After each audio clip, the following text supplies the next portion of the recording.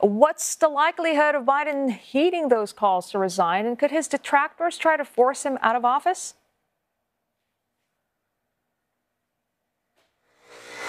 Well, I have to be honest, it seems incredibly unlikely. It's no surprise that the knives are out for Joe Biden, the Republicans piling on top, attacking him in any way they can, looking for any potential political opening. Donald Trump has even put out fundraising emails this afternoon in which he says he's releasing gold Make America Great Again baseball caps to celebrate Joe Biden dropping out.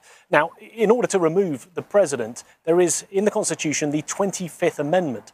In order to remove him, he needs to be deemed unfit or incapacitated. However, the vice president and the majority of the cabinet would need to signal that they want him out. And of course, all of them are Democrats. And then that would need to be ratified by Congress with a 2/3 majority in both the House and the Senate. So the Republicans would need the Democrats' support. Again, very unlikely. We've seen one momentous decision from Joe Biden during the course of today. He is unlikely to heed those calls from the Republicans for him to resign now. Instead, what we're likely to see is Democrats either paying no attention to those calls or rallying behind the president in his final days as we now head towards that November election, an election that he will not be standing as a candidate in. Nick, the Democratic National Convention is less than a month away. Joe Biden has endorsed Kamala Harris, but will her pathway to nomination face issues? And I guess the next question then would be, who could be her running mate?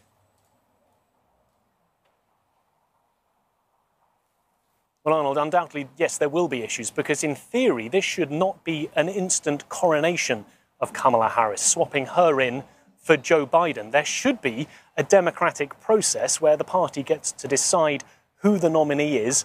I mean, Kamala Harris having the support of Joe Biden, that's being done in the hope that the party now rallies behind her. But many questions as to exactly what her path forward will be. In terms of who she could be looking for as a running mate, obviously she is a woman of colour with South Asian heritage from India, lots of diversity, and therefore the thinking is that she might choose to balance out the ticket a white male who is perhaps younger, not wanting to draw comparisons with 81-year-old Joe Biden. The thinking is that that could be North Carolina Governor Roy Cooper. He and Kamala Harris were out on the campaign trail just a week or so ago. The thinking was that that perhaps was a trial run for this potential situation we've now found ourselves in. Or potentially the Pennsylvania Governor Josh Shapiro, or another younger white man, Pete Buttigieg, the current Transport Secretary. All of them are being mentioned as potential vice presidential picks, something I guess that we'll find out in the coming days. There's certainly much uncertainty to get through,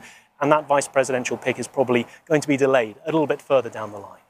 All right, Nick, thank you very much for that. Nick Harper in Delaware for us.